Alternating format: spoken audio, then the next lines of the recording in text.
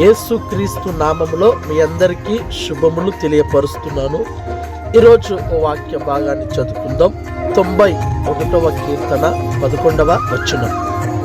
నీ మార్గములన్నిటిలో నిన్ను కాపాడుటకు ఆయన నిన్ను గూర్చి తన దూతలను ఆజ్ఞాపించెను. ఆమేన్. ప్రియమైన సహోదరి సహోదరుడా, మనం వెళ్తున్న మార్గము ఎలాంటిదో, ఏ విధంగా ఉంటుందో, ఎలాంటి ప్రమాదం ముంచుకొచ్చుందో ఇవేవి కూడా మనకు తెలియదు. ఎందుకంటే మన పనుల నిమిత్తము, మన సొంత ప్రయోజనాల నిమిత్తము మనము అనేక ప్రాంతాలు తిరుగుతూ ఉంటాము, తిరిగేసుకొని వస్తూ ఉంటాం. కానీ దుష్టుడు, అపవాది ఆ మార్గం మధ్యలోనే మనల్ని వంచాలని, మనల్ని ఏదో చేయాలని వాడు కంకణం కట్టుకుని ఉంటాడు.